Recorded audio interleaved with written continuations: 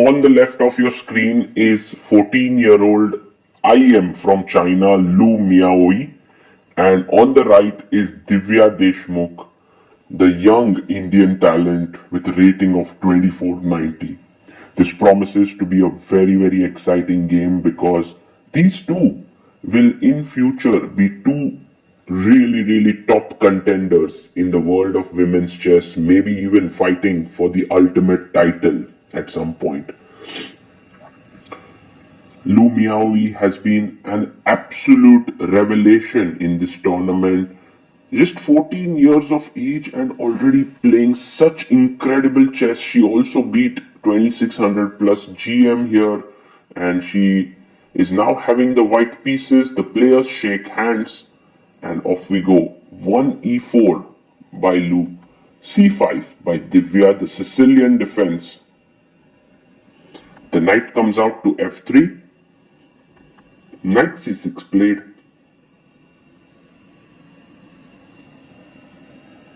And now the bishop comes out to b5. It is the Rosolimo, and Divya very quickly puts her knight on f6. Now one of the main moves here is knight c3. Lu takes her time and pushes the pawn to e5. The downside of this move is that the d5 square is now available to the knight as the knight is not on c3. So Divya plays her knight to d5. Knight comes out to c3. And if you were to take now, I can take with the d pawn, opening up the bishop, which is good for white. So Divya plays her knight to c7 and Lu takes off the knight on c6. Divya takes back with the d pawn, opening up her bishop here. White plays d3 in this position. And a very interesting imbalance has been created here. White has the center, two knights. Black has the bishop pair. h3 is played against this bishop from getting activated. Divya develops her bishop. Lu castles quickly. And now Divya also castles it out. The position is roundabout even, and a very logical move, bringing the rook into the center and defending the pawn on e5. A common way to play this position is now to play knight e6, which is what Divya does, and then put the knight on the d4 square. Very cool move. a4 by Lu. She's trying to gain space on the queen side with a5, and Divya stops the pawn right in its tracks with a5.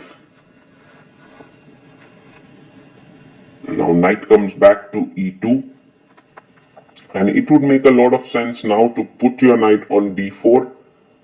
Divya plays her pawn to b6. She maybe wants to get the bishop out on a6 and play c4. So the knight comes to f4, and now important to go to d4, because trading your knight on e6 with this knight is not a good idea.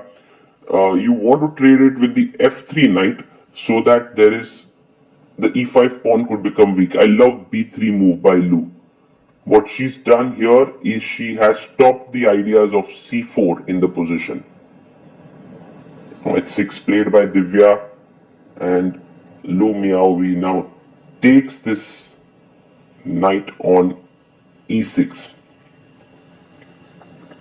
This is already looking pretty good for white. Bishop e6 and now bishop b2. So the bishop on g7 is limited. You may want to go bishop d5 and chop off this knight, but the bishops remaining on the board are in white's favor. So Divya plays queen c8. She's hoping that at some point she could sack something on h3. That's not going to work out. Her pieces are not playing. The rook on a7 looks interestingly placed to come to d7, but isn't doing much. So rook d8 played. And one can see that this is a game where Lu Miaoyi is outplaying her positionally higher rated opponent. Now bishop c3, very interesting move. Just calmly waiting here for what Divya is going to do next.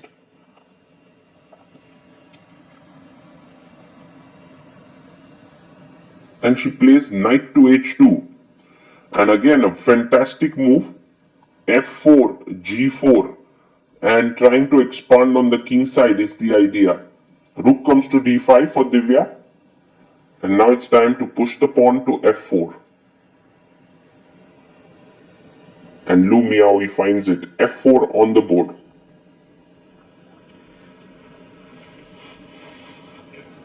How does black continue in this position now?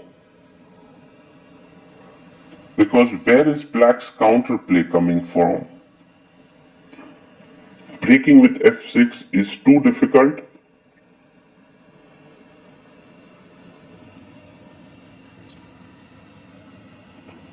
And Divya pushes her pawn to h5. Not that this is particularly useful, but she does stop g4 ideas for some time, although later on it could come with even greater force.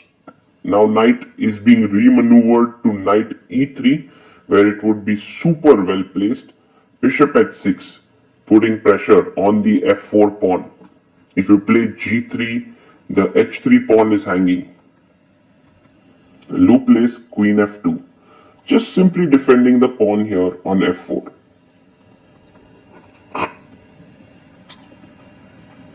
Rook f8, aiming for f6. Hopefully at some point the knight comes to e3, attacking the rook on d5. The rook has to go back, and at some point f5 will work.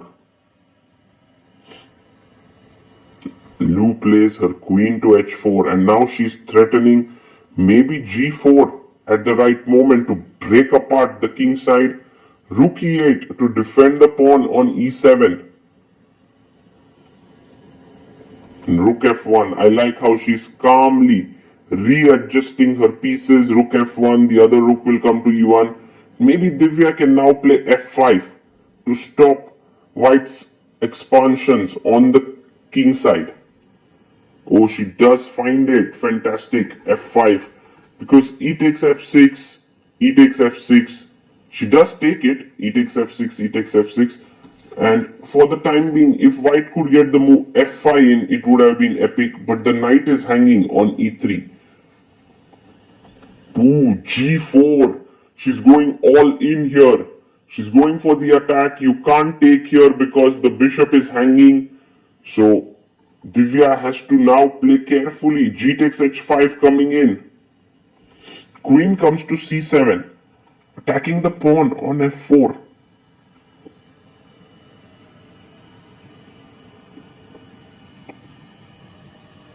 And now you can just take on h5, but she plays knight g2. Black might have the best position in the entire game as of now, because bishop d5, the rook opens up, the bishop is well placed, the queen and bishop are all working together, and Divya plays it. Bishop d5 is on the board. So Divya is fighting back here. Miaoyi now has to take. She takes on h5. And now g5 might be possible. Yes, she plays g5, keeping the king side closed. Queen comes to g3, and Divya has to play carefully now. One of the ideas is rook f7 to put the rook on g7. That could be a very powerful idea. She goes king h7. Maybe not the best move. By the way, rook e2 is something you want to do, but there is rook f2 always to protect. So king h7, she brings her rook to e1. And on one hand, Miaoyi also saying that, I'm a pawn up, I have a decent position, my bishop is well placed. And by the way, this rook trade has really increased white's advantage, giving the open file. You can't really win the pawn because of queen g6 check. So Divya goes rook g8, but now white has a super strong move, queen g4, looking to enter on the light squares. This is just game over if Miaoyi finds it. She of course finds it. She's after all an amazing player, and you can see now Divya's position is just completely falling apart. Queen f5 check, king g8, and how do you continue the attack is the question. Maybe bishop takes f6 works here. Yes, she simply takes it. And although this pin is worrying, let's say you go queen f7, I have fg5, I also have rook e7, you can't take the bishop, it's a mate here. So Divya plays, she does play queen f7, Miaoyi takes on g5, and now Divya is several pawns down. She's 3 pawns down. She's getting completely outplayed here. But she's hoping to get some material back. Knight jumps into f4. And bishop takes f6 needs to be taken here.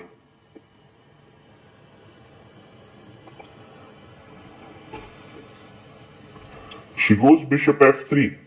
She's trying to create some kind of a position where there can be more play, but knight e6 is a phenomenal move. Queen h5.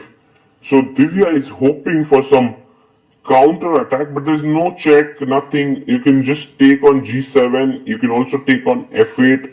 Both moves look pretty strong. Miaoyi thinks for a bit, takes the rook on f8. And this is all over. Queen h4. Divya is threatening mate here with queen g3 and queen g2. But Miaoyi has seen queen e6 check. And if king f8, there is queen e7. If king h8, there is knight g6. And you lose the queen. Divya Deshmukh resigns. The 14-year-old Chinese player is someone to definitely watch out for. She's brilliantly talented. And she is soon going to take the world of women's chess by storm. You could see it in this game. The way she built her position was quite exemplary.